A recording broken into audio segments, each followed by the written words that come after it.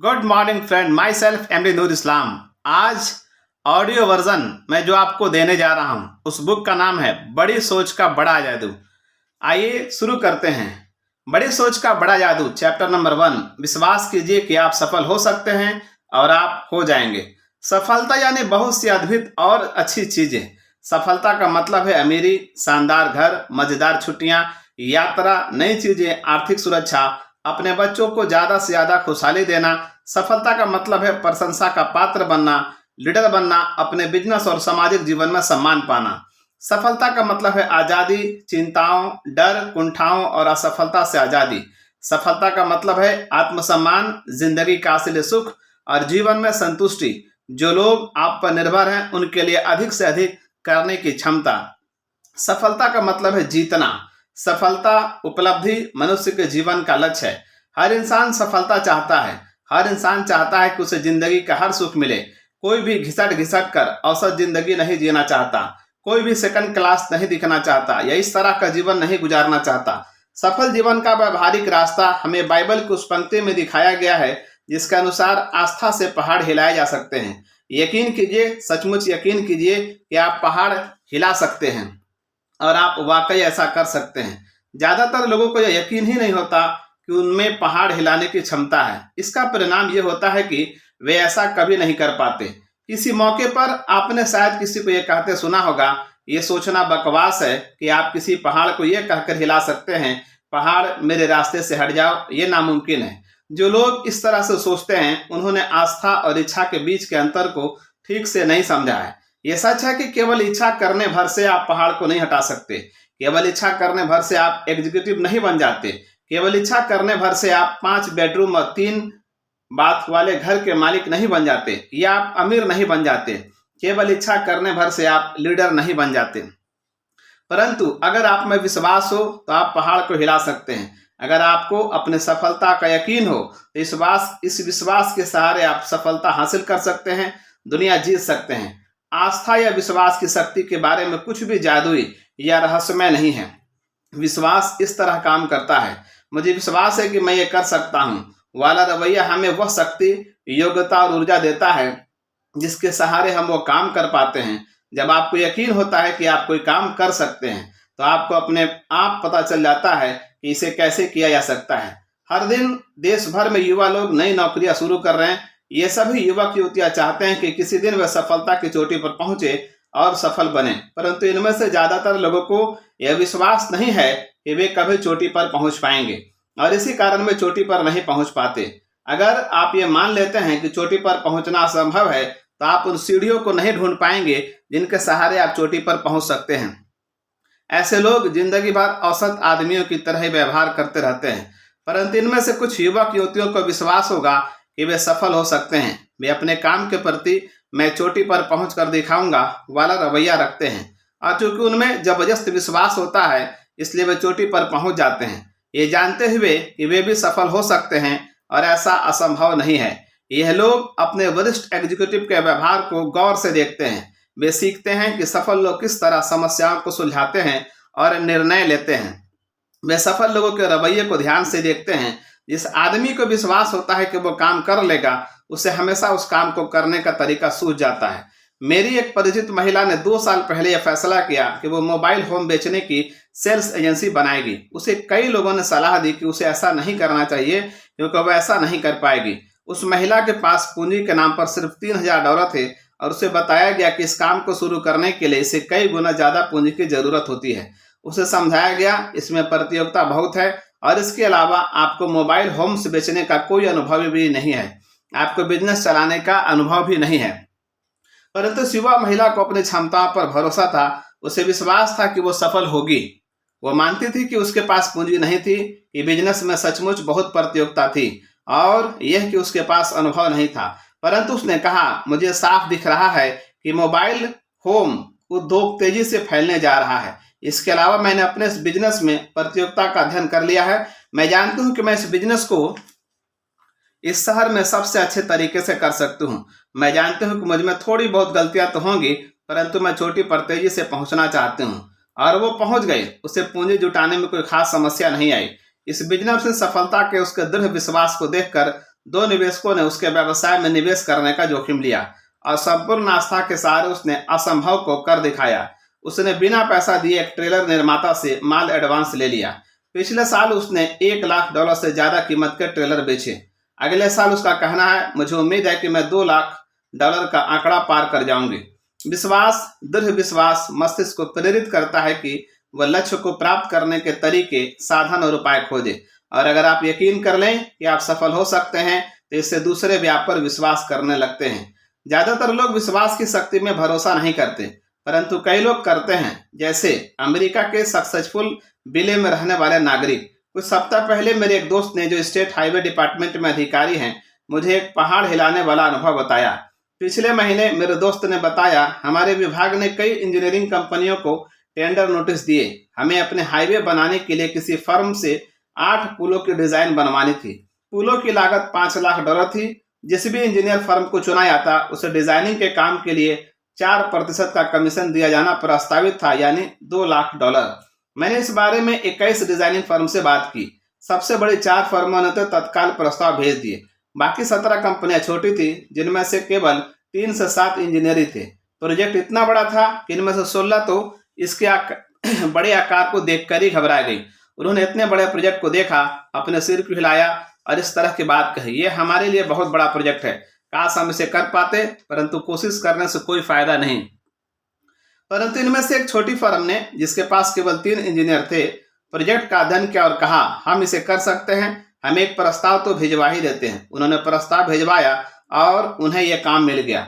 जिन्हें यकीन होता है वे पहाड़ हिला सकते हैं, वैसा कर पाते हैं। जिन्हें यकीन होता है वे पहाड़ नहीं हिला सकते, वे ऐसा नहीं कर पाते। विश्वास से ही ऐसा करने की शक्ति मिलती है।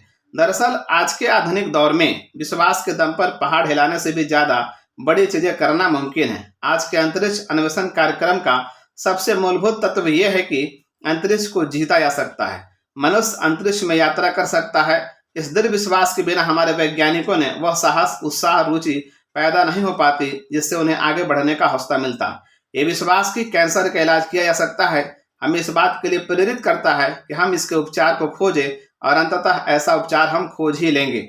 अभी ये चर्चा चल रही है कि इंग्लिश चैनल के नीचे एक टनल बनाई जाए और इंग्लैंड को महाद्वीप से जोड़ दिया जाए। ये टनल बन पाएगी या नहीं, ये इस बात पर निर्भर करता है कि इसे बनाने वाले लोगों के पास ऐसा कर पाने का विश्वास है या नहीं। प्रबल विश्वास ही वो शक्ति है जो महान पुस्तकों, नाटकों, वैज्ञानिक खोजों के पीछे होती है। सफलता में विश्वास ही हर सफल बिजनेस, चर्च और राजनीतिक संगठन के पीछे होता है। सफलता में विश्वास की वो मूलभूत अनिवार्य तत्व है जो हर सफल आदमी में पाया जाता है। विश्वास कीजिए, सचमुच विश्वास कीजिए कि आप सफल हो सकते हैं और आप हो जाएंगे। बरसों तक मैंने ऐसे कई लोगों से बात की है जो अपने बिजनेस का दूसरे करियर में असफल हो गए थे। मैंने असफलता के बहुत से कारण और बहुत से बहाने सुने हैं। असफलता के बारे में हुई इन चर्चाओं में हमें एक महत्वपूर्ण जानकारी मिली। असफल आदमी के मुंह से इस तरह की कोई न कोई बात जरूर सुनने में आई। सच कहूं तो मुझे लग ही नहीं रहा था कि हम सफल हो पाएंगे, या मैंने काम शुरू किया उसके पहले मुझे इसकी सफलता पर शक हो रहा था। दरअसल जब यह असफल हुआ तो मुझे जरा भी हैरानी नहीं हुई। ओके, मैं कोशिश करके देखता हूं, पर मुझे नहीं लगता कि यह सफल होगा वाले रवैये की वजह से ही आदमी असफल होता है। अविश्वास नकारात्मक शक्ति है। जब मस्तिष्क किसी बात पर अविश्वास करता है या किसी बात पर संदेह करता है तो मस्तिष्क ऐसे कारणों को खोज लेता है जिससे उस अविश्वास को बल मिले।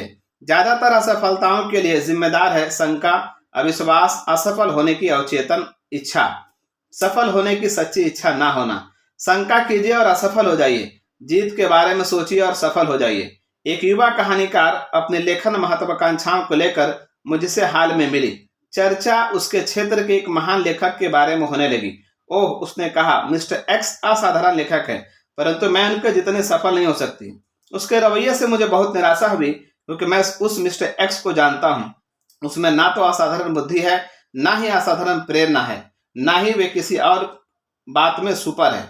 उनमें केवल एक ही बात असाधारण है और वह है उनका असाधारण आत्मविश्वास।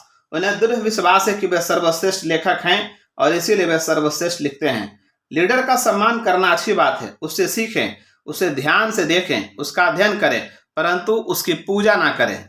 ये यकीन करें कि आप उससे आगे निकल सकते हैं। ये यकीन करें कि आप उससे ऊपर जा सकते हैं। जिन लोगों का रवैया सेकंड क्लास होता है वे सेकंड क्लास काम ही कर पाते हैं। इसे इस तरह से देखें, विश्वास ही वो थर्मोस्टेट है जो हमारी उपलब्धियों को नियमित करता है। ये उस आदमी का अध्ययन करे जो औसत जिंदगी के जाल में उलझा हुआ है। उसे विश्वास है कि वो अयोग्य है, इसीलिए उसे अयोग्य समझा जाता है। वो मानता है कि वो बड़े काम नहीं कर सकता और इसीलिए वो उन्हें नहीं कर पाता। वो मानता है कि वह महत्वपूर्ण नहीं है, इसलिए जो भी वह करता है वह काम महत्वहीन बन जाता है।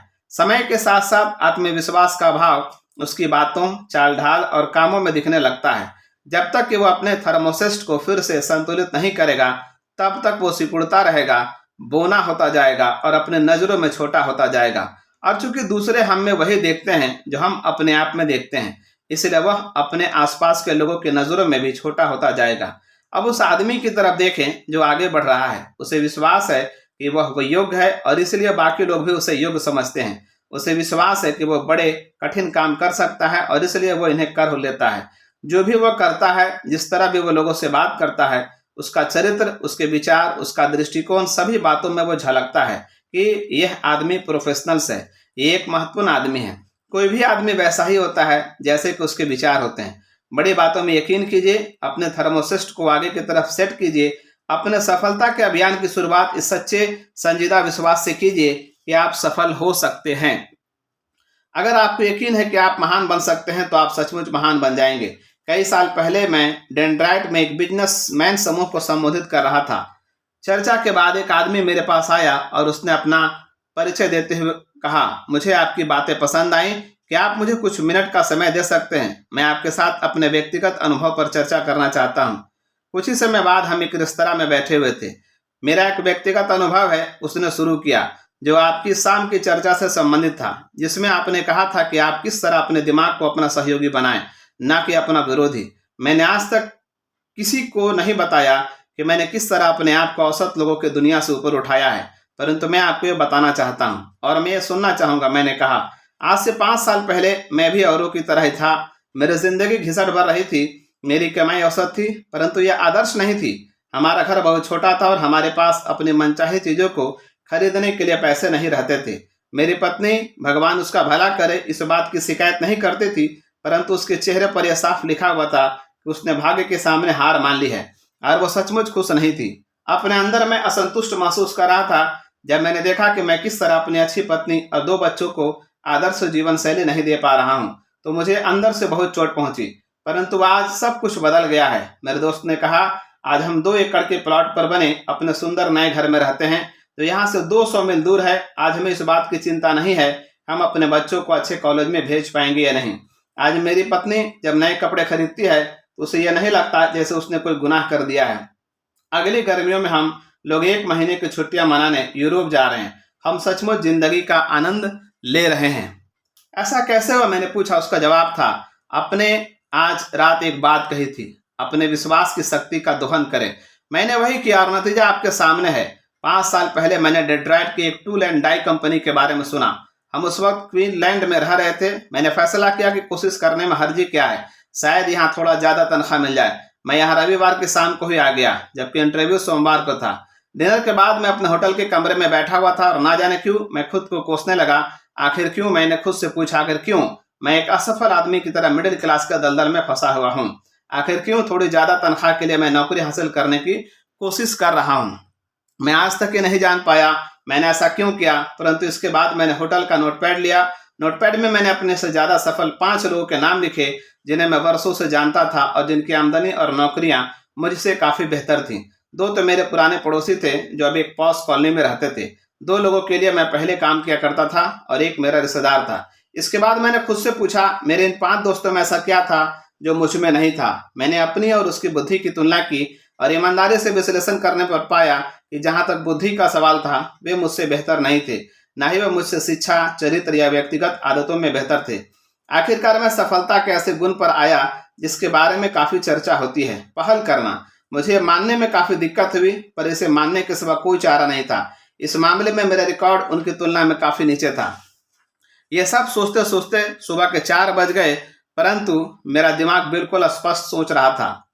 जीवन में पहली बार मैं अपनी कमजोरी को देख पाया था। मैंने पाया कि इस चीज के कारण मैं जीवन में इतना पीछे रह गया था। मैंने हमेशा सहारे के लिए अपने साथ एक छोटी छड़ी रखी थी। मैं अपने अंदर जितनी गहराई तक गया, मैंने पाया कि मैं इससे लिए पहल नहीं करता था, क्योंकि मुझे अंदर से विश्वास नहीं था कि मैं ऐसा कर सकता था, कि मैं सचमुच इस काबिल हूँ।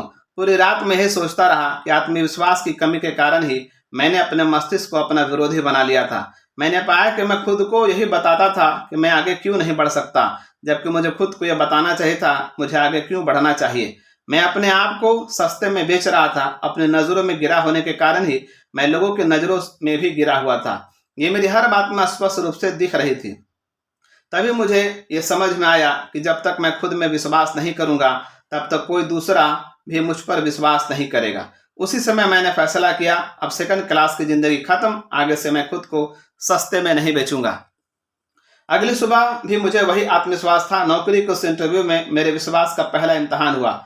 इंटरव्यू के लिए अपने घर से चलते समय मैंने सोचा था मैं हिम्मत करके अपनी वर्तमान नौकरी से $750 या $1000 ज्यादा मांग लूंगा। परंतु अब जब मैं जान गया था मैं एक योग्य आदमी था, मैंने $3500 ज्यादा मांगे और ये मुझे मिले भी। मैं खुद को महंगे दाम में इसलिए बेच पाया क्योंकि एक रात तक चले लंबे आत्मविश्लेषण के बाद मैं जान गया था कि मुझ में ऐसे गुण हैं जिन्हें महंगे दामों पर बेचा जा सकता है। 2 साल में ही मैंने अपने प्रतिष्ठा का एक सफल बिजनेसमैन के रूप में बना ली। सभी जान गए कि यह आदमी बिजनेस ला सकता है। फिर मंदी का दौर आया। इस दौर में मैं और भी ज्यादा मूल्यवान बन गया क्योंकि मुझ में अपने इंडस्ट्री में सबसे अच्छा बिजनेस हासिल करने की काबिलियत थी। कंपनी का पुनर्गठन हुआ और मुझे बहुत ज्यादा तनख्वाह मिलने लगी और इसके अलावा मुझे कंपनी के काफी सारे शेयर भी मिले। अपने आप में विश्वास कीजिए और आपके साथ अच्छी घटनाएं होने लगेंगी। आपका दिमाग विचारों की फैक्ट्री है, एक व्यस्त फैक्ट्री है जो एक दिन में अनगिनत विचारों का उत्पादन करती है। आपके विचारों की इस फैक्ट्री में उत्पादन के इंचार्ज 2 फोरमैन हैं, जिनमें से एक को हम मिस्टर विजय और दूसरे को मिस्टर पराजय का नाम देंगे। मिस्टर विजय सकारात्मक विचारों के निर्माण के इंचार्ज हैं। उनकी विशेषज्ञता इस तरह के कारण देने में है कि आप क्यों सफल हो सकते हैं, आप में इस काम की काबिलियत क्यों है और आप इसमें सफल क्यों होंगे। दूसरा फोरमैन मिस्टर पराजय नकारात्मक कमतरी के विचारों का उत्पादन करता है।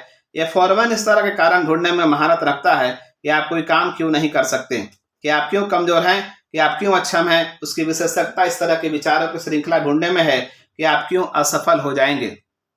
मिस्टर विजय और मिस्टर पराजय दोनों ही बेहद आज्ञाकारी होते हैं। वे तत्काल आपकी बात पर ध्यान देते हैं। आपको दोनों में से किसी भी फोरमैन को मानसिक रूप से संकेत भर देना होता है। अगर संकेत सकारात्मक होता है तो मिस्टर विजय आगे आ जाएंगे और काम में जुट जाएंगे। इसी तरह नकारात्मक संकेत देखते ही मिस्टर पराजय सक्रिय हो जाएंगे। दोनों फोरमैन आपके लिए किस तरह काम करते हैं, इसे खुद आजमा कर देखें। खुद से कहें आज तो बड़ा ही बुरा दिन है। इसे मिस्टर पराजय हरकत में आ जाएंगे और वे आपको सही साबित करने के लिए कुछ सत्यों का उत्पादन कर देंगे। वे आपको सुझाव देंगे कि मौसम ज्यादा गर्म या ज्यादा ठंडा है, आज बिजनेस बुरा रहेगा, बिक्री कम होगी, दूसरे लोग चिड़चिड़े रहेंगे, आप बीमार पड़ सकते हैं, आपकी पत्नी आज बात का बतंगड़ बना देगी। मिस्टर पराजय बेहद सक्षम होते हैं। वे कुछ ही मिनटों में आपको पूरी तरह से विश्वास दिला देते हैं कि आज का दिन सचमुच बहुत बुरा है और आज का दिन सचमुच बुरा साबित होता है। परंतु खुद से कहें आज कितना बढ़िया दिन है और तत्काल मिस्टर विजय सक्रिय हो जाते हैं। वे आपको बताते हैं आज शानदार मौसम है, खुशगवार माहौल है, आप आज जो भी काम करेंगे बढ़िया करेंगे और आप उसमें निश्चित रूप से सफल होंगे और आपका वो दिन सचमुच बहुत अच्छा गुजरता है। इसी तरह से मिस्टर पराजय आपको ये बताते हैं कि आप मिस्टर स्मिथ को माल क्यों नहीं बेच सकते, जबकि मिस्टर विजय आपको बताते हैं कि आप मिस्टर स्मिथ को माल किस तरह बेच सकते हैं। मिस्टर पराजय आपको ये विश्वास दिलाते हैं कि आप असफल हो जाएंगे, जबकि मिस्टर विजय आपको ये विश्वास दिलाते हैं कि आप क्यों सफल होंगे। मिस्टर पराजय टॉम को नापसंद करने के कई कारण गिना देंगे, जबकि मिस्टर विजय टॉम को पसंद करने के कई कारण गिना देंगे। आप इन दोनों फोरमैनों में से जिससे ज्यादा काम देंगे वो उतना ही ताकतवर बनता जाएगा। अगर मिस्टर पराजय को ज्यादा काम दिया जाएगा तो वह अपने कर्मचारियों की संख्या बढ़ा लेगा और आपके दिमाग की ज्यादा जगह पर कब्जा कर लेगा। एक दिन ऐसा आएगा जब वह आपके दिमाग के विचारों का पूरा उत्पादन अपने हाथ में ले लेगा और इसके बाद आपकी मानसिकता पूरी तरह नकारात्मक हो जाएगी। समझदारी इसी में कि आप मिस्टर पराजय को तत्काल नौकरी से निकाल दें। उसको उनकी जरूरत नहीं है। आपको उनकी सलाह की जरूरत नहीं है कि आप कोई काम क्यों नहीं कर सकते, कि आप क्यों अक्षम हैं और आप क्यों असफल होंगे इत्यादि। जहां आप पहुंचना चाहते हैं वहां तक आपको पहुंचाने में मिस्टर पराजय आपकी कोई मदद नहीं कर सकते। इसलिए मिस्टर पराजय को आप धक्के मारकर अपने दिमाग की फैक्ट्री से बाहर निकाल दीजिए। पूरे समय मिस्टर विजय से ही काम लें। जब भी आपके दिमाग में कोई विचार आए तो मिस्टर विजय को ही वह काम सौंपें। वो आपको बताएंगे कि आप किस तरह सफल हो सकते हैं। अगले 24 घंटे में अमेरिका में 11,500 नए ग्राहक आ जाएंगे। जनसंख्या तेजी से बढ़ रही है। अगले 10 सालों में 3.5 करोड़ लोगों की वृद्धि का अनुमान है। इसका मतलब है 5 बड़े शहरों की वर्तमान जनसंख्या New York, Chicago, Los Angeles, Detroit और फिलाडेल्फिया। कल्पना कीजिए, नए उद्योग, नए वैज्ञानिक आविष्कार, बढ़ते हुए बाजार, हर तरफ अवसर ही अवसर हैं। यह अच्छी खबर है, जिंदा रहने के लिए अद्भुत समय है। इस क्षेत्र में ऐसे अवसर बिखरे हैं जहां चोटी के लोगों की रिकॉर्ड मांग है, उन लोगों की जिनमें दूसरों को प्रभावित करने की अधिकतम योग्यता है, जो दूसरों का मार्गदर्शन कर सकते हैं, जो उनके लीडर बनकर उनकी सेवा कर सकते हैं। और जो लोग ऐसे लीडर बनेंगे वे सभी आज वयस्क हैं या वयस्क बनने वाले हैं। उनमें से एक आप भी हो सकते हैं। आर्थिक व्यवस्था में उछाल का यह मतलब नहीं है कि आप व्यक्तिगत रूप से सफल हो ही जाएंगे। देखा जाए तो अमेरिकी अर्थव्यवस्था में उछाल हमेशा ही रहा है, परंतु इसके बाद भी लाखों करोड़ों लोग संघर्ष ही करते रहे हैं और सफल नहीं हो पाते। ज्यादातर लोग औसत जिंदगी के दलदल में ही फंसे रहते हैं और पिछले 2 दशकों से लगातार चल रहे रिकॉर्ड अवसर का लाभ नहीं उठा पाते। और आगे आने वाले अच्छे समय में भी ज्यादातर लोग चिंता ही करते रहेंगे, डरते ही रहेंगे, जिंदगी भर खुद का योग मानते हुए घिसटते ही रहेंगे और वो काम नहीं कर पाएंगे जो वे करना चाहते हैं। इसका परिणाम ये होगा कि उन्हें उनके काम के बदले में कम तनख्वाही मिलेगी, उनकी खुशी छोटी होगी। जो लोग अवसर का भरपूर लाभ उठाते हैं, और यहाँ एक कहना चाहता हूँ कि आप भी उन लोगों में से एक हो सकते हैं, क्योंकि अगर ऐसा नहीं होता तो आप इस पुस्तक को पढ़ने के बजाय किस्मत के भरोसे बैठे होते। वे ऐसे समझदार लोग होंगे जो सीख लेंगे कि बड़े सोच के सहारे खुद को सफलता के रास्ते पर किस तरह ले जाया जा सकता है। अंदर चले आइए, सफलता का दरवाजा आज पहले की तुलना में ज्यादा खुला हुआ है। ये ठान लीजिए कि आप भी सफल लोगों के समूह में शामिल होना चाहते हैं।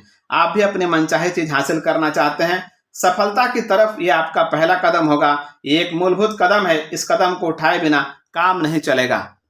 कदम 1, खुद को विश्वास करें। विश्वास करें कि आप सफल हो सकते हैं। विश्वास की शक्ति को किस तरह विकसित करें? विश्वास की शक्ति को हासिल करने और विश्वास को दृढ़ बनाने के लिए 3 उपाय किए जा सकते हैं। पहला, सफलता की बात सोचें, असफलता की बात ना सोचें।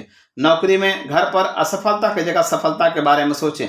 जब आपके सामने कठिन परिस्थितियां आए तो सोचें मैं जीत जाऊंगा, ये ना सोचें कि मैं हार जाऊंगा। जब आप किसी से प्रतियोगिता करें तो सोचें मैं सर्वश्रेष्ठ हूँ, ये ना सोचे मैं उसके जितना योग्य नहीं हूँ। जब अवसर नजर आए तो सोचे मैं ये कर सकता हूँ, ये ना सोचे मैं इसे नहीं कर सकता। अपने चिंतन प्रक्रिया पर इस विचार को हावी हो जाने दे, मैं सफल होकर दिखाऊंगा। सफलता के बारे में सोचने से आपका दिमाग ऐसी योजना बना लेता है जिससे आपको सफलता मिलती है। असफलता के बारे में सोचने से इसका ठीक उल्टा होता है। असफलता के बारे में चिंतन करने से आपका दिमाग ऐसे विचार सोचता है जिनसे आपको असफलता हाथ लगती है। दूसरा, अपने आप को बार बार याद दिलाई कि आप जितना समझते हैं आप उससे कहीं बेहतर हैं। सफल लोग सुपरमैन नहीं होते। सफलता के लिए सुपर इंटेलेक्ट का होना जरूरी नहीं है। नई सफलता के लिए किसी जादुई शक्ति या रहस्यमय तत्व की जरूरत होती है। और सफलता का किस्मत से भी कोई संबंध नहीं होता। सफल लोग साधारण लोग ही होते हैं, पर ऐसे लोग होते हैं जिन्हें अपने आप पर विश्वास है, अपनी क्षमताओं में विश्वास है और जो मानते हैं कि वे सफल हो सकते हैं। कभी भी, हाँ कभी भी खुद को सस्ते में ना बेचें। पॉइंट नंबर 3, बड़ी सोच में विश्वास करें। आपकी सफलता का आकार कितना बड़ा होगा यह आपके विश्वास के आकार से तय होगा। अगर आपके लक्ष्य छोटे होंगे तो आपकी उपलब्धियां भी छोटी होंगी। अगर आपके लक्ष्य बड़े होंगे तो आपकी सफलता भी बड़ी होगी। एक बात कभी ना भूलें, बड़े विचार और बड़ी योजनाएं अक्सर छोटे विचारों और छोटी योजनाओं से आसान होते हैं। जनरल इलेक्ट्रिक कंपनी के चेयरमैन मिस्टर राल्फ जे कार्डिनर ने लीडरशिप कॉन्फ्रेंस में कहा था, जो भी लीडर बनना चाहते हैं उसे खुद के विकास की योजना बना लेनी चाहिए और इसका दृढ़ निश्चय करना चाहिए। कोई भी किसी दूसरे आदमी के विकास का आदेश नहीं दे सकता। हर आदमी दौड़ में आगे रहेगा या पीछे रह जाएगा, यह इस बात पर निर्भर करता है कि उसकी तैयारी कैसी है। ये ऐसी चीज है जिसमें समय लगता है, मेहनत लगती है और इसमें त्याग की जरूरत होती है। आपके लिए यह कोई दूसरा नहीं कर सकता। मिस्टर कार्डिनर की सलाह में दम है और वह व्यवहारिक है। इस पर चले। जो लोग business management, sales line, engineering, धार्मिक संस्थाओं, लेखन, अभिनय और दूसरे क्षेत्रों में चोटी पर पहुंचते हैं, वे आत्मविश्वास की योजना पर चलकर ही वहां पहुंच पाए हैं किसी भी प्रशिक्षण कार्यक्रम में। और यही इस पुस्तक का लक्ष्य भी है। 3 बातें होने चाहिए। इसमें सामग्री होनी चाहिए, यानी क्या किया।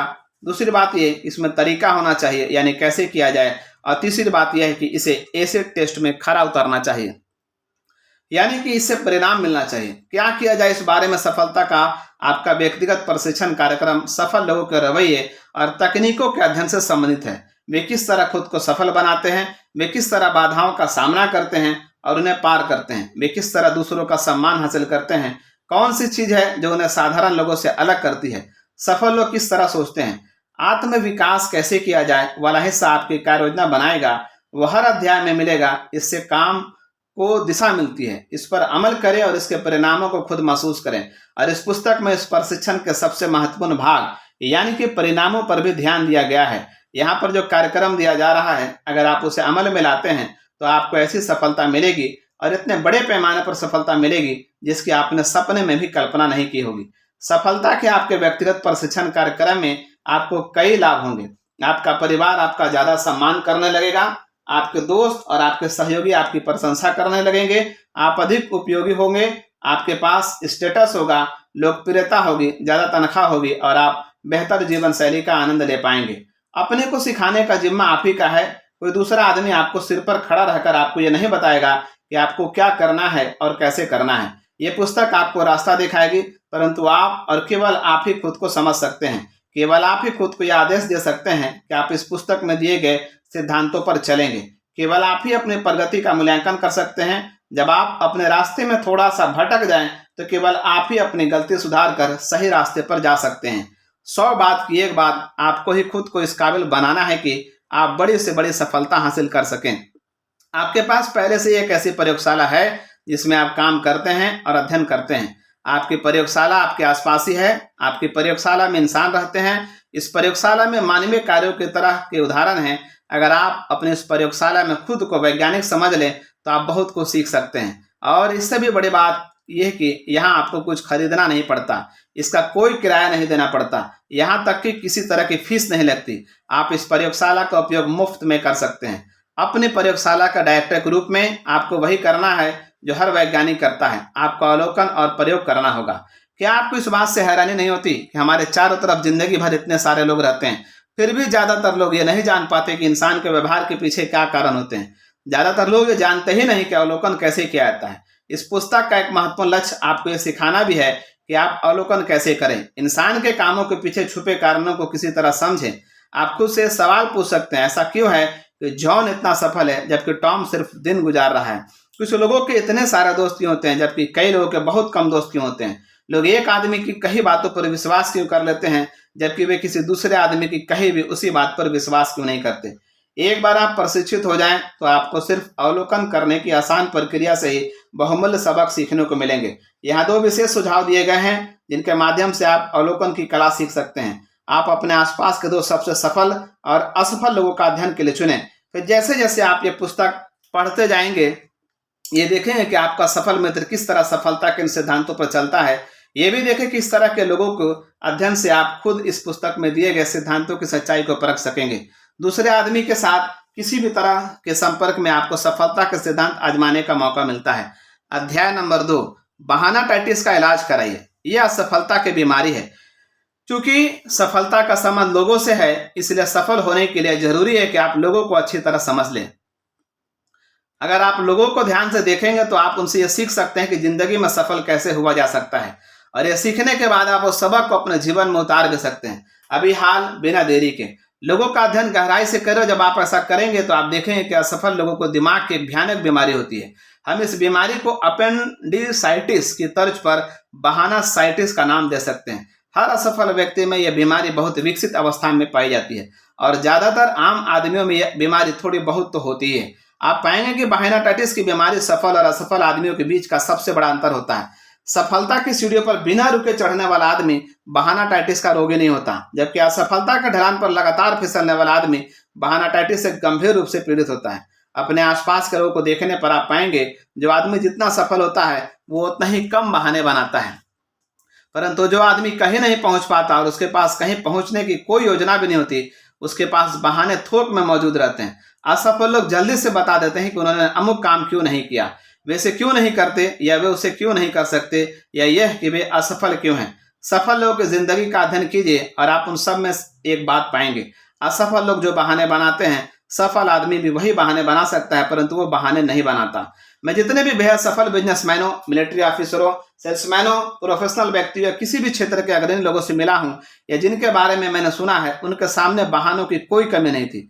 रूजवेल्ट अपने बेजान पैरों का बहाना बना सकते थे, ट्रूमैन शिक्षा की कमी का बहाना बना सकते थे। कैनेडी ये कह सकते थे, प्रेसिडेंट बनते वक्त मेरी उम्र कम थी। जॉनसन और आइजनहावर हार्ट अटैक के बहाने के पीछे छुप सकते थे। किसी भी बीमारी की तरह बहानाटाइटिस का अगर वक्त पर सही इलाज नहीं किया जाए तो हालत बिगड़ सकती है। विचारों की इस बीमारी का शिकार आदमी इस तरह से सोचता है, मेरी हालत उतनी अच्छी नहीं है जितनी की होनी चाहिए। अब मैं लोगों के सामने अपनी इज्जत बचाने के लिए कौन सा बहाना बना सकता हूँ? बुरी सेहत, शिक्षा का अभाव, ज्यादा उम्र, कम उम्र, बदकिस्मती, व्यक्तिगत विपत्तियां, बुरी पत्नी, माँ बाप को गलत परिवेश।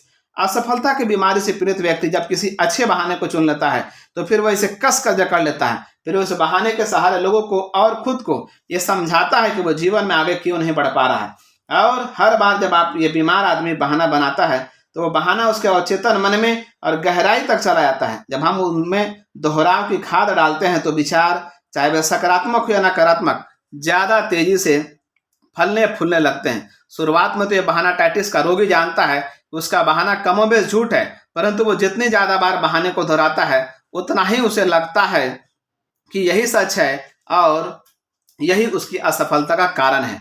सफलता की राह में अपने चिंतन को सही दिशा में ले जाने के लिए सबसे पहले तो आपको ये कदम उठाना पड़ेगा कि आप बहानाटाइटिस से बचाव के लिए वैक्सीन लगवा लें। ये इसलिए जरूरी है क्योंकि बहानाटाइटिस एक ऐसी बीमारी है जो इंसान को जिंदगी भर सफल नहीं होने देती।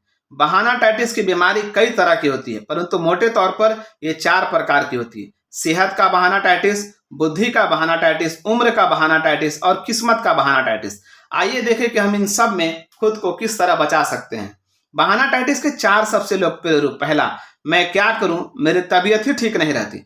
ये सेहत का बहानाटाइटिस है, परंतु सेहत का बहानाटाइटिस भी कई तरह का होता है। कई लोग बिना किसी बीमारी के उल्लेख के यूं ही कहते हैं, मेरी तबीयत ठीक नहीं लग रही है, जबकि कई लोग अपने बीमारी का नाम जोर देकर अंडरलाइन करते हैं और फिर विस्तार से आपको बताते हैं कि उनके साथ क्या गड़बड़ है। बुरी सेहत को लेकर 1000 बहाने बनाए जा सकते हैं और उनसे यह सिद्ध किया जा सकता है कि अपने बीमारी के कारण ही आदमी वह नहीं कर पा रहा है जो वो करना चाहता है। अपनी बीमारी के कारण वो बड़ी जिम्मेदारी का बोझ नहीं ले पा रहा है, इसी कारण वो ज्यादा पैसा नहीं कमा पा रहा है, इसी कारण वो सफल नहीं हो पा रहा है। लाखों करोड़ लोग सेहत की बहानाटाइटिस से पीड़ित रहते हैं, परंतु क्या ज्यादातर मामलों में यह सिर्फ बहाना नहीं होता? जरा एक पल के लिए सोचिए कि बेहद सफल लोग भी अपनी सेहत का रोना रो सकते थे, परंतु उन्होंने तो ऐसा कभी नहीं किया। आप भी ऐसे कई सफल लोगों को जानते होंगे, उनके बारे में सोचिए कि वे अपने खराब सेहत का बहाना क्यों नहीं बनाते। आप जरूर इस निष्कर्ष पर पहुंच जाएंगे कि सफल लोग सिर्फ इसलिए ये बहाना नहीं बनाते हैं क्योंकि जो बहाना बनाता है वो कभी सफल हो ही नहीं पाता। मेरे डॉक्टर मित्र मुझे बताते हैं कि इस दुनिया में कोई पूरी तरह स्वस्थ नहीं होता, हर एक के साथ कोई ना कोई स्वास्थ्य संबंधी समस्या होती है। कई लोग कुछ हद तक या काफी हद तक सेहत के बहानाटाइटिस के सामने घुटने टेक देते हैं, जबकि सफलता चाहने वाले लोग ऐसा नहीं करते। मेरे साथ एक ही दिन में 2 घटनाएं हुई जिनसे मुझे सीखने का मौका मिला कि अपनी सेहत के बारे में सही और गलत नजरिया क्या होता है।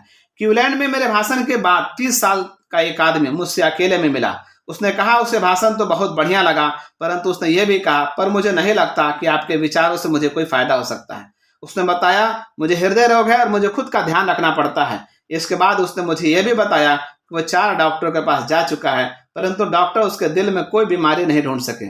उसने मुझसे पूछा कि ऐसी स्थिति में उसे क्या करना चाहिए। मैंने जवाब दिया, मैं हृदय रोग के बारे में तो ज्यादा नहीं जानता, परंतु एक आम आदमी के रूप में मैं आपको यह बता सकता हूँ कि इन परिस्थितियों में मैं क्या करता हूँ।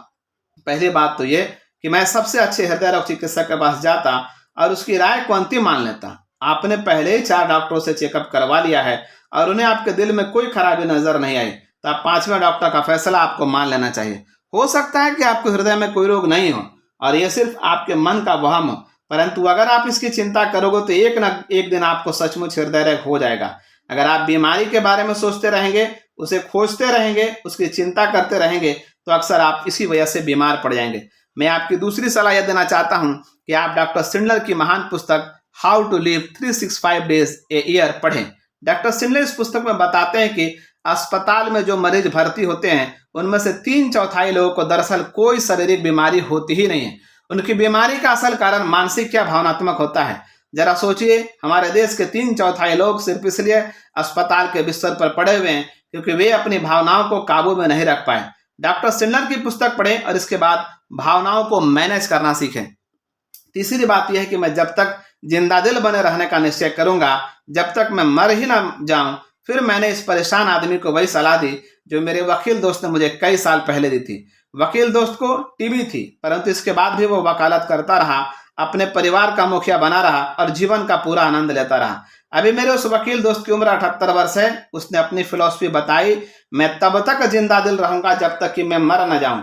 मैं जिंदगी और मौत को लेकर फालतू चिंता नहीं करूंगा। जब तक मैं इस धरती पर हूं तब तक मैं जिंदा हूं, तो मैं अधूरी जिंदगी क्यों जीऊं। मौत के बारे में चिंता करने में आदमी जितना समय बर्बाद करता है, उतने समय तक वह वास्तव में मुर्दा ही होता है। मुझे इस बिंदु पर चर्चा खत्म करनी पड़ी क्योंकि मुझे डेट्रॉइट जाने वाला हवाई जहाज पकड़ना था। हवाई जहाज में दूसरा अजीब गरीब परंतु सुखद अनुभव हुआ। जब हवाई जहाज आसमान में पहुंच गया तो मुझे टिक टिक की आवाज सुनाई दी। हैरानी से मैंने अपने पड़ोस में बैठे आदमी की तरफ देखा जिसके पास से वो आवाज आ रही थी। वो मेरी तरफ देखकर मुस्कुराया और उसने मुझसे कहा, डरिए नहीं, मेरे पास कोई बम नहीं है, ये तो मेरा दिल धड़क रहा है। मुझे सुनकर हैरानी हुई, इसलिए उसने मुझे पूरी कहानी सुनाई। सिर्फ 21 दिन पहले उसका ऑपरेशन हुआ था जिसमें उसके दिल में एक प्लास्टिक बॉल फिट किया गया था। उसने बताया कि टिक टिक की आवाज कई महीनों तक आती रहेगी जब तक कि नकली बॉल पर नया ऊतक नहीं उगाता। मैंने उससे पूछा कि वह अब क्या करने वाला है। अरे, उसने कहा, मेरी बहुत सी योजनाएं हैं। मिनेसोटा पहुंचकर मैं वकालत पढ़ने वाला हूं। शायद मुझे किसी दिन सरकारी नौकरी भी मिल जाए। डॉक्टरों ने मुझे कहा है कि मुझे पहले कुछ महीनों तक सावधानी रखनी पड़ेगी, परंतु कुछ महीनों के बाद मेरा दिल बिल्कुल ब्रांड न्यू हो जाएगा। तो ये रहे स्वास्थ्य संबंधी समस्याओं के बारे में दो अलग अलग नजरिए। पहला आदमी तो ये जानता भी नहीं था कि उसे कोई बीमारी थी भी या नहीं। इसके बावजूद वो चिंतित था, परेशान था, हार के रास्ते पर जा रहा था और आगे नहीं बढ़ने के बहाने बना रहा था। दूसरे आदमी का हाल ही में बहुत बड़ा ऑपरेशन हुआ था, फिर भी वो कुछ नया करने के लिए उत्सुक था, आशावादी था अपनी सेहत के बारे में। दोनों के सोच में कितना बड़ा फर्क था।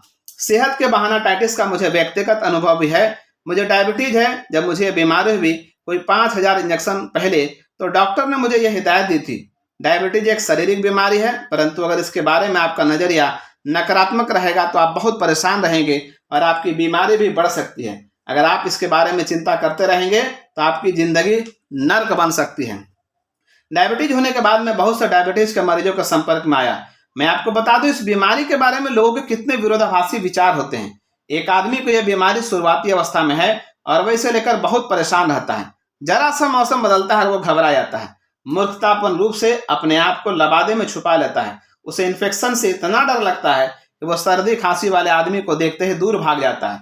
वो डरता है कहीं वो ज्यादा मेहनत ना कर ले, इसलिए वो कभी कुछ करता ही नहीं है। इसका ज्यादातर समय और मानसिक ऊर्जा इसी चिंता में बर्बाद होते हैं कि उसके साथ क्या क्या बुरा हो सकता है और कितना बुरा हो सकता है। वह दूसरे लोगों को अपने भयानक बीमारी की सच्ची झूठी दास्तान सुना सुनाकर बोर करता रहता है। दरअसल उसकी असली बीमारी डायबिटीज नहीं है, वो तो सेहत के बहाना टाइटिस से पीड़ित है। वह बीमारी को असफलता के बहाने की तरह इस्तेमाल कर रहा है, इसलिए क्योंकि वह लोगों की सहानुभूति हासिल करना चाहता है।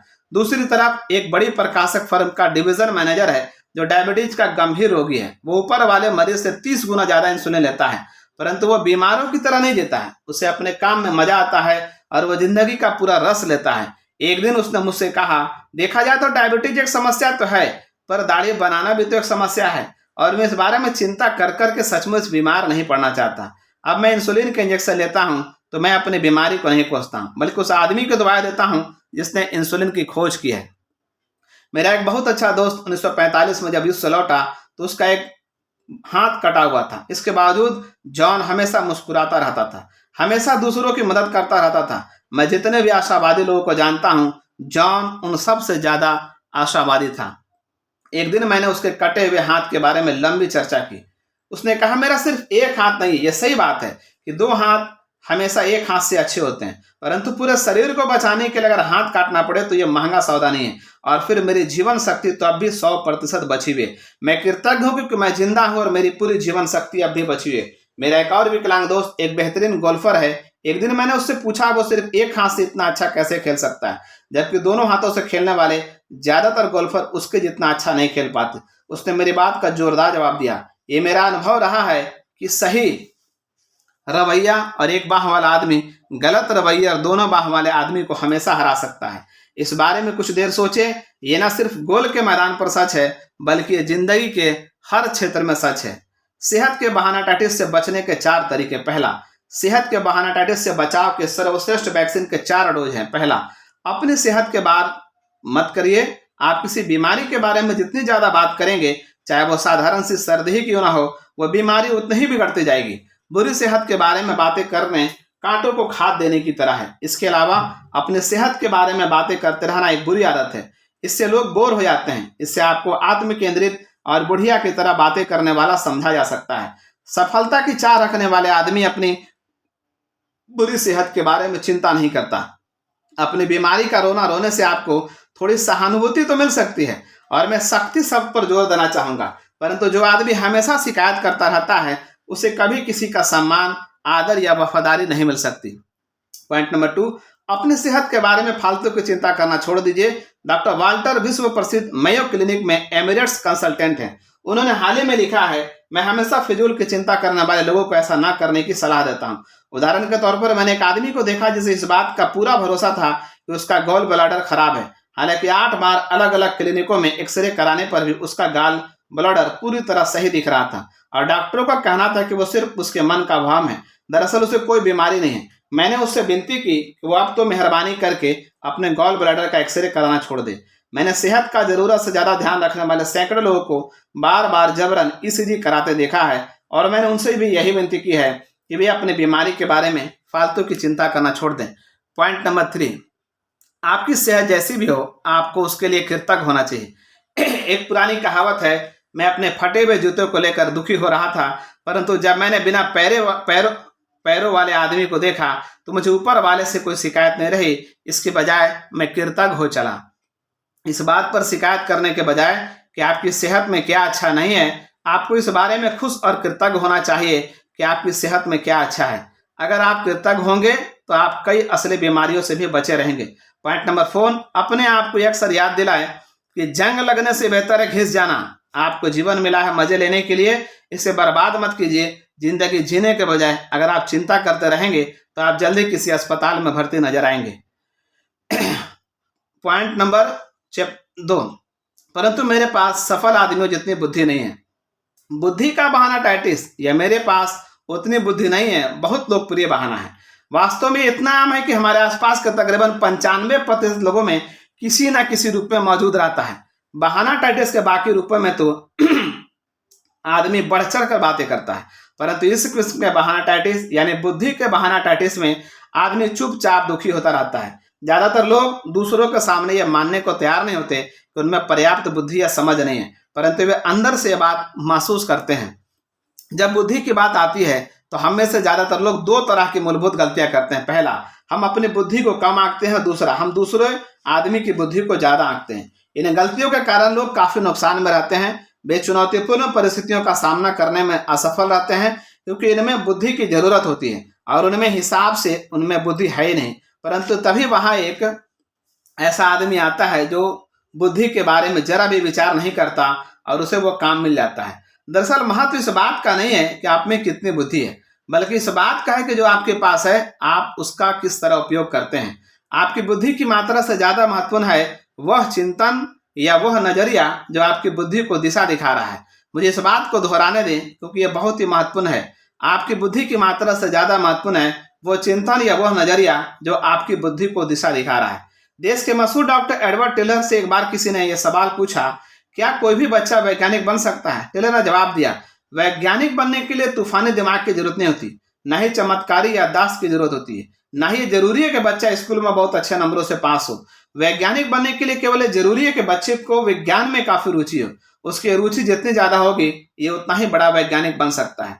तो रुचि या उत्साह विज्ञान में भी महत्वपूर्ण होते हैं। अगर 100 IQ वाले किसी आदमी का रवैया सकारात्मक, आशावादी और सहयोगात्मक है तो वो उस आदमी से ज्यादा पैसा, सफलता और सम्मान हासिल करेगा जिसका IQ तो 120 है परंतु उसका रवैया नकारात्मक, निराशावादी और असहयोगात्मक है। किसी काम में जुटे रहिए तब तक कि वो पूरा ना हो जाए, यही असली पते की बात है। आलसी आदमी की बुद्धि किस काम की? अक्सर जुटे रहने वाला आदमी उस बुद्धिमान और प्रतिभाशाली आदमी से ज्यादा सफल होता है जो कोई काम पूरा नहीं करता। जुटे रहने की क्षमता ही योग्यता का 95% हिस्सा है। पिछले साल मैं अपने कॉलेज के एक पुराने दोस्त चक से 10 साल बाद मिला। चक बहुत ही प्रतिभाशाली छात्र था और उसने ऑनर्स के साथ ग्रेजुएशन किया था। जब मैं उससे आखिरी बार मिला तो उसका लक्ष्य था पश्चिमी नेब्रास्का में अपना बिजनेस खड़ा करना। मैं चक से पूछा आखिरकार उसने किस तरह का बिजनेस खड़ा किया। उसका जवाब था, मैं कोई बिजनेस खड़ा नहीं कर पाया। 5 साल पहले मैं तुम्हें यह नहीं बताता, 1 साल पहले भी नहीं, परंतु अब मैं इस बारे में बात करने के लिए तैयार हूँ। अब जब मैं अपने कॉलेज के दिनों की याद करता हूँ तो मुझे यह महसूस होता है कि मैं हर योजना की खामियां ढूंढने में माहिर था। मैं ये बता सकता था कि क्यों कोई बिजनेस चौपट हो जाएगा, कोई योजना क्यों असफल हो जाएगी, राह में कितने मुश्किलें आएंगी। आपके पास बहुत सारी पूंजी होना चाहिए, ये सुनिश्चित कर ले कि बिजनेस साइकिल सही हो। जो सामान हम बनाएंगे क्या उसकी बहुत मांग है, क्या स्थानीय उद्योग स्थिर और स्थायी है, और इसी तरह के 1001 सवाल जिनका जवाब ढूंढे बिना कोई बिजनेस शुरू करना खतरनाक हो सकता था। मुझे सबसे ज्यादा कष्ट इस बात से होता है, मेरे वे दोस्त जिनमें ज्यादा बुद्धि नहीं थी, ये वे लोग जो कभी कॉलेज गए नहीं थे, उन्होंने अच्छे खासे बिजनेस खड़े कर लिए, जबकि मैं वहीं का वहीं हूँ, उनकी कंपनियों का ऑडिट करता फिर रहा हूँ। कोई बिजनेस क्यों असफल हो सकता है, इसके बारे में सोचते रहने के बजाय काश मैंने ये सोचा होता कि कोई बिजनेस किस तरह सफल हो सकता है। अगर मैंने सकारात्मक चिंतन किया होता तो मेरी जिंदगी ज्यादा सुखद होती। चक की बुद्धि से ज्यादा महत्वपूर्ण था उसका सोचने का नजरिया, जिसने चक की बुद्धि को गलत राह दिखाई। कई प्रतिभाशाली लोग क्यों असफल होते हैं? पिछले कई सालों से मैं एक ऐसे आदमी के संपर्क में हूँ जो बेहद प्रतिभाशाली है, जिसमें बुद्धि की कोई कमी नहीं है और उसके पास फी बेटा कापा की डिग्री भी है। इसकी बुद्धि होने के बावजूद वह बहुत असफल है। उसकी नौकरी भी सामान्य है, वह जिम्मेदारियों से घबराता है, उसने कभी शादी नहीं की। वह मानता है कि ज्यादातर शादियां का अंत तलाक में होता है। उसके बहुत कम दोस्त हैं, लोगों से बातें करना उसे बोरिंग लगता है। उसने किसी तरह की जायदाद नहीं खरीदी है, इस डर से कि कहीं वो अपना पैसा ना गंवा दे। यह आदमी अपनी बुद्धि का इस्तेमाल करके यह सिद्ध कर देता है कि चीजें क्यों असफल होंगी। इसके बजाय उसे अपनी बुद्धि का इस्तेमाल करके यह सिद्ध करना चाहिए कि वह सफल किस तरह हुआ जाए। जैसा मैंने कहा, उसके पास बुद्धि की कमी नहीं है, सिर्फ उसके सोचने का नजरिया गलत है, और इसी कारण यह प्रतिभाशाली आदमी समाज को बहुत कम योगदान दे पाया है और उसने कोई रचनात्मक कार्य नहीं किया है। अगर वह अपना नजरिया बदल ले तो वह बड़े बड़े काम कर सकता है। उसमें अद्भुत सफलता दिलाने वाला दिमाग तो है, परंतु उसका नजरिया उतना ताकतवर नहीं है। मैं एक और ऐसे ही आदमी को जानता हूं जो न्यूयॉर्क यूनिवर्सिटी से पीएचडी करने के बाद सेना में भर्ती हुआ। उसने सेना में 3 साल किस तरह बिताए, स्टाफ ऑफिसर के रूप में नहीं, ना ही स्टाफ स्पेशलिस्ट के रूप में। इसके बजाय वो 3 साल तक सेना का ट्रक चलाता रहा। क्यों? क्योंकि उसके मन में अपने साथी सिपाहियों के प्रति नकारात्मक विचार भरे हुए थे। मैं उनसे श्रेष्ठ हूँ। सेना के नियम कायदों से वो चिढ़ता था। सारे नियम बकवास और मूर्खतापूर्ण हैं। अनुशासन को वो पसंद नहीं करता था। ये दूसरों पर लागू होता होगा, मुझ पर नहीं होगा। यानी कि हर चीज के बारे में उसका नजरिया नकारात्मक था, जिसमें वो खुद भी शामिल था। मैं कैसा मूर्ख था जो इस झमेले में आ फंसा और अब यहाँ से बाहर निकलने का कोई रास्ता नहीं ढूंढ पा रहा हूँ। ऐसे आदमी का आदर कौन करता? उसका सारा ज्ञान उसके दिमाग के गोदाम में भरा रहा और वहीं दफन होकर रह गया। उसके नकारात्मक विचारों ने उसे निठल्ला बना दिया। याद रखिए, आपकी बुद्धि की मात्रा से ज्यादा महत्वपूर्ण है वह चिंतन या वह नजरिया जो आपकी बुद्धि को दिशा दिखा रहा है। पीएचडी की डिग्री भी इस मूलभूत सफलता के सिद्धांत के सामने हार जाती है। कई साल पहले मैं अपने करीबी दोस्त फिल के ऑफिस में बैठा था। फिल एक बड़ी एडवर्टाइजिंग एजेंसी में ऑफिसर था।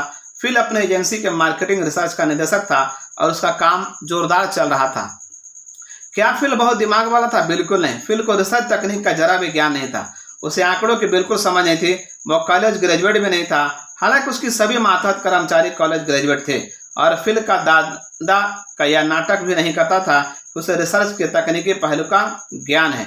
तो फिर फिल में ऐसी क्या बात थी कि उसे साल भर में $30,000 मिलते थे, जबकि उसके मातहतों को सिर्फ $10,000 ही मिलते थे।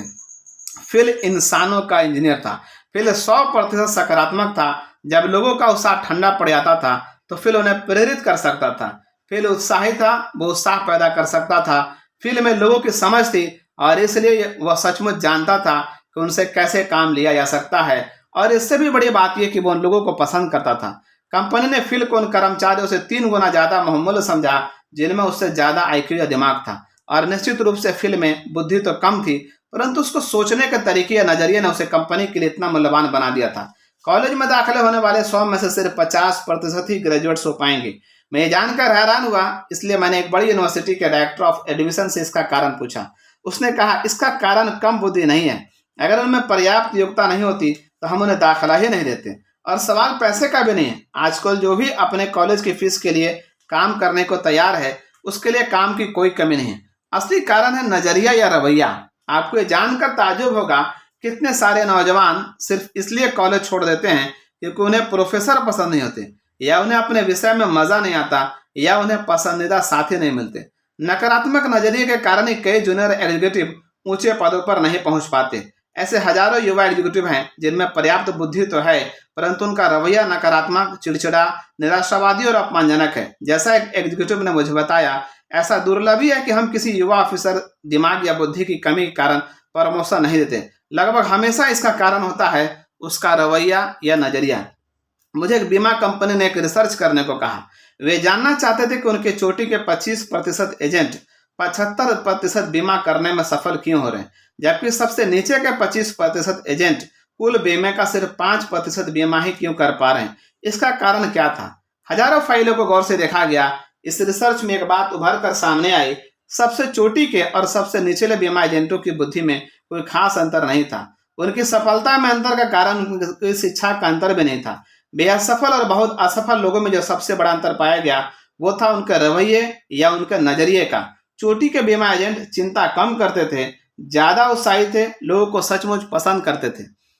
हम अपनी बुद्धि की मात्रा को तो बदल नहीं सकते, परंतु हम उस तरीके को तो बदल ही सकते हैं जिस तरीके से हम अपने बुद्धि का इस्तेमाल करते हैं।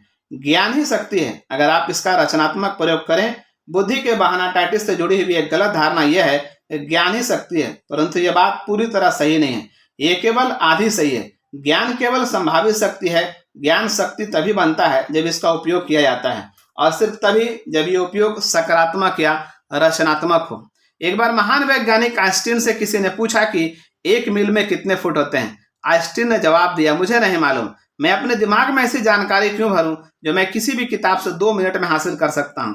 आइंस्टीन ने हमें एक बड़ा सबक सिखाया है। उनका मानना था कि हमें अपने दिमाग को तथ्यों और जानकारी का गोदाम बनाने से बचना चाहिए, और इसके बजाय ये ज्यादा महत्वपूर्ण था कि हम अपने दिमाग से सही तरीके से सोचें।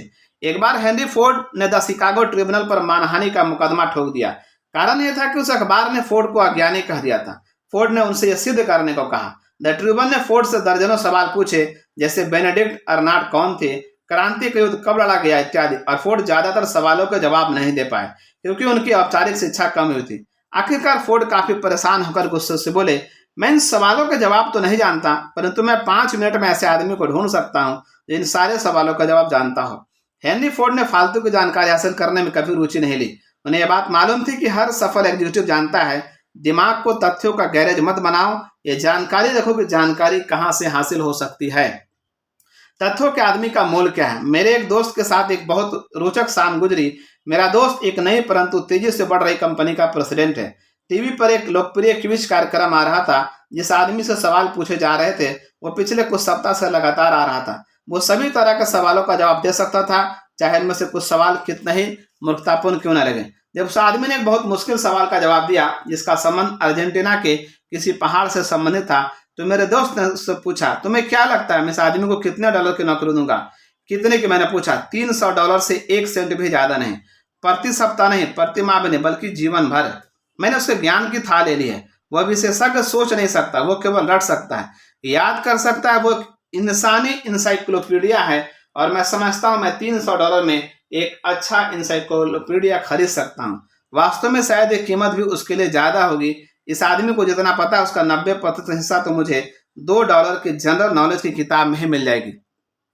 मैं अपने आसपास ऐसे लोगों को चाहता हूं जो समस्या सुलझा सके, जिनके पास विचार हो, जो सपने देख सके और फिर उन सपनों को साकार कर सके। जिस आदमी में विचार है वो मेरे साथ पैसा कमा सकता है, जिसके पास सिर्फ तथ्य है वो मेरे साथ पैसा नहीं कमा पाएगा। बुद्धि के बहानाटाइटिस के इलाज के 3 तरीके। बुद्धि के बहानाटाइटिस के इलाज के 3 आसान तरीके हैं। पहला, अपनी खुद की बुद्धि को कभी कम मत आंकिए और दूसरों की बुद्धि को कभी जरूरत से ज्यादा मत आंकिए। अपनी सेवाओं को सस्ते में मत बेचिए। अपने अच्छे बिंदुओं पर ध्यान केंद्रित कीजिए। अपने गुणों को खोजिए। याद रखें, महत्व इस बात का नहीं है कि आप में कितनी बुद्धि है, महत्व तो इस बात का है कि आप अपने दिमाग का किस तरह इस्तेमाल करते हैं। इस बात पर सिर मत भूनिए कि आपका IQ कम है, बल्कि आपकी मानसिकता को सकारात्मक कीजिए। दूसरा, अपने आप को बार बार याद दिलाइए, मेरे बुद्धि से ज्यादा महत्वपूर्ण है मेरा नजरिया। नौकरी पर और घर पर सकारात्मक नजरिए का अध्ययन कीजिए। काम टालने के तरीके खोजने के बजाय काम करने के तरीके खोजें। अपने आप में मैं जीत रहा हूं का रवैया विकसित करें। अपने बुद्धि का रचनात्मक और सकारात्मक प्रयोग करें। अपने बुद्धि का प्रयोग इस तरह कीजिए कि आप जीत सकें। अपने बुद्धि का दुरुपयोग अपनी असफलता के अच्छे बहाने खोजने में मत कीजिए। तीसरा, याद रखें कि तथ्यों को रटने से ज्यादा महत्वपूर्ण और बहुमूल्य है सोचने की योग्यता। अपने दिमाग को रचनात्मक बनाइए और नए नए विचार आने दीजिए। काम करने के नए और बेहतर तरीके खोजते रहिए। खुद से पूछिए, क्या मैं अपने मानसिक क्षमता का उपयोग इतिहास रचने में कर रहा हूं या इतिहास रटने में। तीसरा, कोई फायदा नहीं मेरी उम्र ज्यादा या कम। उम्र का बहाना डायबिटीज असफलता की एक ऐसी बीमारी है जिसमें दोष उम्र के माथे मढ़ दिया जाता है। इसके दो आसानी से पहचाने जाने वाले रूप है, मेरी उम्र ज्यादा है का रूप है और मेरी उम्र अभी बहुत कम है का ब्रांड। आपने हर उम्र के सैकड़ों लोगों को अपनी असफलता के बारे में इस तरह की बातें करते सुना होगा। इस काम में सफल होने के लिए मेरी उम्र बहुत ज्यादा या बहुत कम है। अपनी उम्र के कारण ही मैं वो नहीं कर सकता जो मैं करना चाहता हूँ या जो करने में मैं सक्षम हूँ। यह आश्चर्यजनक है, परंतु बहुत कम लोग ऐसा महसूस करते हैं कि उनकी उम्र किसी काम के लिए बिल्कुल सही है। इस बहाने ने हजारों लोगों के लिए सच्चे अवसर के दरवाजे बंद कर दिए हैं। वे सोचते हैं कि उनकी उम्र ही गलत है, इसलिए वे कोशिश करने की जहमत भी नहीं उठाते। उम्र के बहाना डायबिटीज का सबसे लोकप्रिय रूप है, मेरी उम्र ज्यादा है। यह बीमारी बहुत सूक्ष्म तरीके से फैलाई जाती है। टीवी के सीरियलों में दिखाया जाता है, जब कंपनी के विलय के कारण किसी एग्जीक्यूटिव की नौकरी छूट जाती है तो वह बेरोजगार हो जाता है। उसे कहीं भी नौकरी नहीं मिल पाती क्योंकि उसकी उम्र ज्यादा हो चुकी है। मिस्टर एग्जीक्यूटिव महीनों तक नौकरी की तलाश करते हैं, परंतु उन्हें नौकरी नहीं मिलती और इस दौरान वे कुछ समय तक आत्महत्या के विकल्प पर विचार करते हैं और अंत में इस निष्कर्ष पर पहुंचते हैं कि अब खुद को रिटायर समझ लेने में ही समझदारी है। 40 के बाद आपकी जिंदगी में मुश्किलें क्यों बढ़ जाती हैं? ये विषय नाटकों और पत्रिकाओं के लेखों में लोकप्रिय है, इसलिए नहीं क्योंकि इसमें सच्चे तथ्य हैं, बल्कि इसलिए क्योंकि बहाना ढूंढने वाले बहुत से लोग इसी तरह के नाटक देखना चाहते हैं और इसी तरह के लेख पढ़ना चाहते हैं। उम्र के बहाना डायबिटीज का इलाज क्या है? उम्र के बहाना डायबिटीज का इलाज किया सकता है। कुछ साल पहले जब मैंने एक्सेस ट्रेनिंग प्रोग्राम का संचालन किया था तो मैंने एक अच्छे सीरम की खोज की थी जो इस बीमारी का इलाज तो करता ही था, साथ ही ये भी सुनिश्चित करता था कि बीमारी आपको कभी ना हो। इस प्रोग्राम में सेसिल नाम का एक प्रशिक्षु था। 40 वर्षीय सेसिल निर्माता का प्रतिनिधि बनना चाहता था, परंतु सोचता था कि उसकी उम्र ज्यादा हो चुकी है। उसने कहा, मुझे शुरू से सब कुछ करना पड़ेगा और अब मैं ऐसा कैसे कर सकता हूँ? अब मैं 40 वर्ष का हो गया हूँ। मैंने ज्यादा उम्र की समस्या पर सेसिल के साथ कई बार बात की। मैंने पुरानी दवा का इस्तेमाल किया। आपकी उम्र उतनी ही होती है जितना आप समझते हैं, परंतु मैंने पाया कि उसका मर्ज इस दवा से ठीक नहीं हो रहा। ज्यादातर लोग इसके जवाब में कहते हैं, परंतु मैं अपने आप को बूढ़ा समझता हूँ। अंततः मैंने एक ऐसा तरीका खोज लिया जो जादू की तरह काम कर गया। एक दिन मैंने सेसिल से कहा, सेसिल मुझे बताओ कि किसी आदमी की रचनात्मक उम्र कब शुरू होती है? उसने 1-2 सेकंड तक सोचने के बाद जवाब दिया, लगभग 20 साल की उम्र में। जब अच्छा, मैंने कहा, और अब मुझे यह बताओ कि किसी आदमी की रचनात्मक उम्र कब खत्म होती है?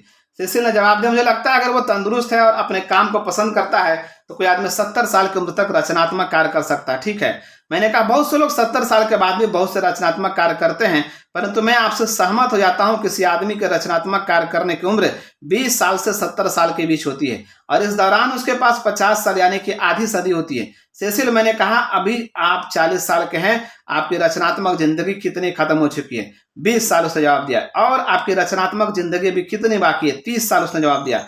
दूसरे शब्दों में, सेसिल, आपने अभी आधा रास्ता भी तय नहीं किया है। आपने अभी अपने रचनात्मक वर्षों का सिर्फ 40% हिस्सा ही पूरा किया है। मैंने सेसिल की तरफ देखा और यह महसूस किया कि वह बात उसके दिल को छू गई थी। उसकी उम्र के बहाने डायबिटीज तत्काल दूर हो गई। सेसिल ने देखा कि उसके सामने अभी बहुत से अवसर पूर्ण वर्ष मौजूद हैं। अभी तक वो सोचता था मैं तो अब बूढ़ा हो चला हूं, परंतु अब वो सोचने लगा मैं अब भी युवा हूं।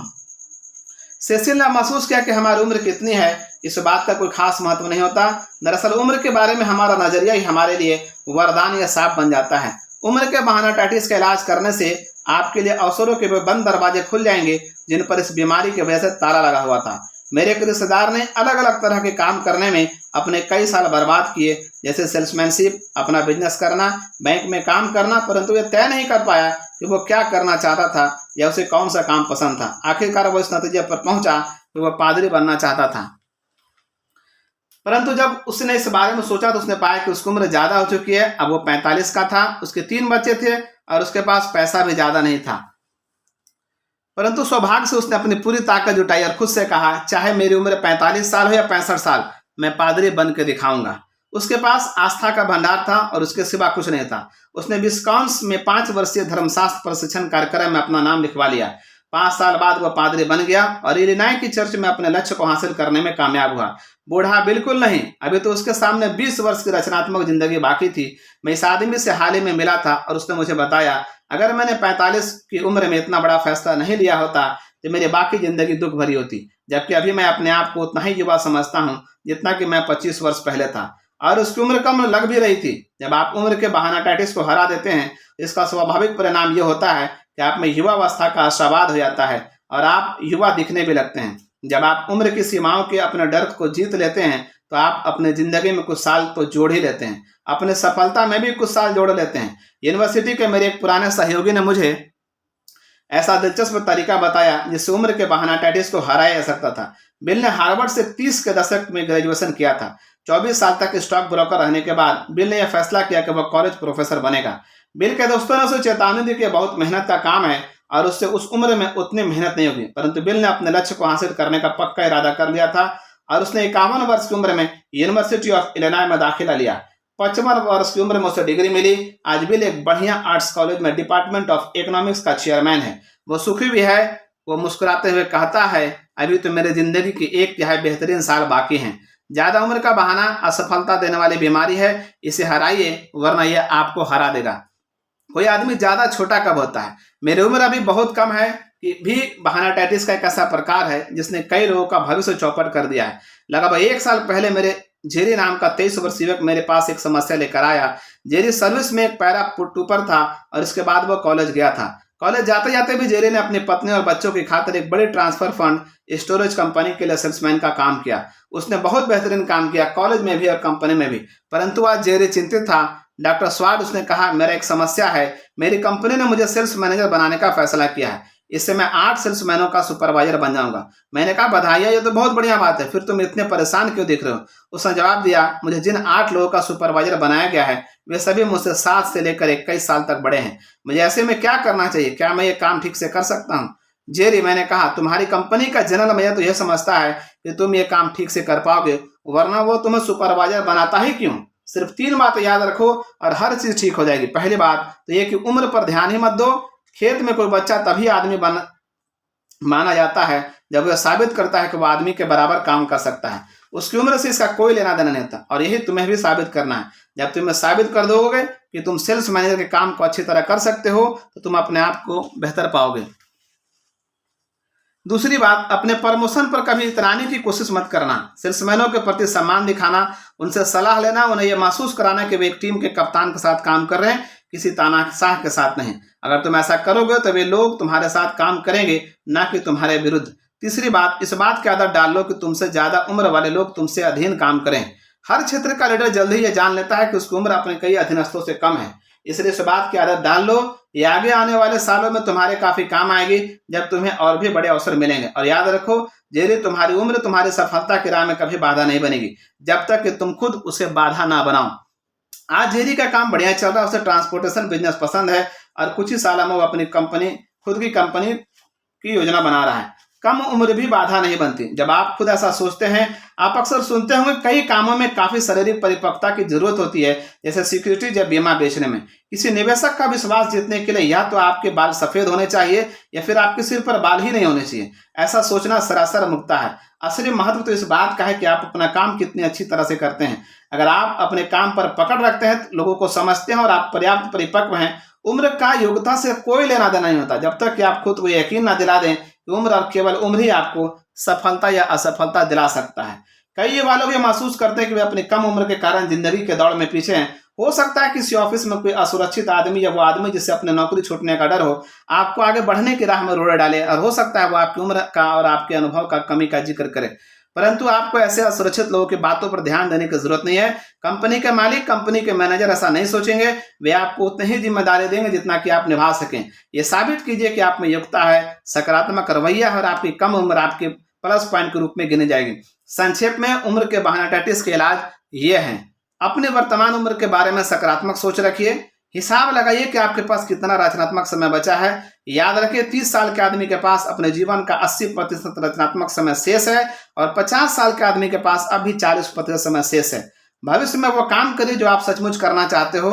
जब आप अपने दिमाग को नकारात्मक कर लेते हैं और सोचते हैं कि अब तो समय निकल चुका है, तभी आपके हाथ से समय सचमुच निकल जाता है।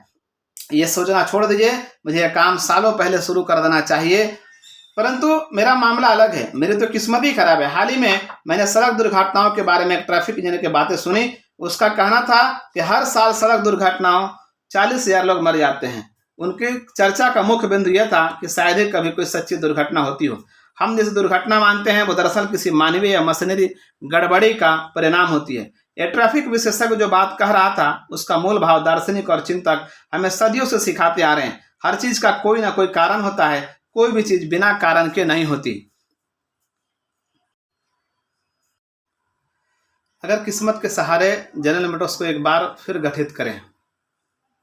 एक ट्रैफिक विशेषज्ञ से बात कर रहा था, उसका मूल भाव दार्शनिक और चिंतक हमें सदियों से सिखाते आ रहे हैं। हर चीज का कोई ना कोई कारण होता है, कोई भी चीज किस कारण से नहीं होती। आज बाहर जो मौसम है वह भी दुर्घटनावश नहीं है, यह किन्हीं विशेष कारणों से होता है और वह मानने का कोई कारण नहीं है। मैं मशीन के पुर्जे बनाने वाले कंपनी के सेल्स एग्जीक्यूटिव से किस्मत के बहानाटाइटिस के बारे में बातें कर रहा था। वो समस्या को सुनकर रोमांचित हो गया और उसने मुझे अपने जीवन का एक किस्सा सुनाया। मैंने इसका यह नाम तो पहले कभी नहीं सुना। उसका कहना था, परंतु वो हर सेल्समैन इस गंभीर समस्या से जूझता है। कल ही हमारी कंपनी में जो घटना हुई उससे आपको एक बढ़िया उदाहरण मिल जाएगा। हमारा एक सेल्समैन 4 बजे मशीनों के पुर्जे का एक बड़ा ऑर्डर लेकर आया। ऑर्डर $1,12,000 का था। दूसरा सेल्समैन उस वक्त नहीं वहीं ऑफिस में खड़ा हुआ था। इस सेल्समैन का माल इतना कम बिकता था कि वह कंपनी पर बोझ बनता जा रहा था। जब जॉन ने अच्छी खबर सुनाई तो उसने ईर्ष्या भरी बधाइयां तो दी, परंतु साथ में यह भी कहा, जॉन एक बार फिर तुम्हारी किस्मत अच्छी रही। देखने वाली बात यह है कि वो कमजोर सेल्समैन ये मानने को तैयार ही नहीं था कि जॉन के बड़े ऑर्डर से किस्मत का कोई लेना देना नहीं था। जॉन उस ग्राहक पर कई महीनों से मेहनत कर रहा था। उसने वहां आधा दर्जन लोगों से लंबी और बार बार चर्चाएं की थी। जॉन रातों को योजनाएं बनाया करता था और वो किस तरह ये ऑर्डर हासिल कर सकता था। फिर उसने हमारे इंजीनियरों के साथ बैठकर उस यंत्र के शुरुआती डिजाइन बनवाए। जॉन खुशकिस्मत नहीं था जब तक कि आप सुनियोजित काम करने के तरीके को किस्मत का नाम ना दे दें। अगर किस्मत के सहारे हम जनरल मोटर्स को एक बार फिर से गठित करें, अगर किस्मत ही यह तय करे कि कौन आदमी मैनेजर बनेगा और कौन चपरासी, तो इस देश का हर बिजनेस चौपट हो जाएगा। 1 मिनट के लिए कल्पना कीजिए कि जनरल मोटर्स को हम किस्मत के सहारे पूरी तरह पुनर्गठित करें। इस काम के लिए हम एक बक्से में सभी कर्मचारियों के नाम की पर्ची डाल दें। पर्ची उठाने पर उस जिसके नाम की पहली पर्ची खुलेगी उसे हम प्रेसिडेंट बना देंगे, दूसरे नाम वाले का वाइस प्रेसिडेंट, और इसी क्रम में नीचे की तरफ आते जाएंगे। यह मूर्खतापूर्ण लगता है नहीं क्या? परंतु किस्मत जब काम करेगी तो इसी तरह से काम करेगी। जो लोग किसी भी व्यवसाय में चोटी पर पहुंचते हैं, चाहे वो बिजनेस मैनेजमेंट हो, सेल्समैनशिप हो, कानून, इंजीनियरिंग, अभिनय या कोई और क्षेत्र हो, वे इसलिए चोटी पर पहुंचते हैं क्योंकि उनका नजरिया उत्कृष्ट होता है और वे साथ में कड़ी मेहनत भी करते हैं।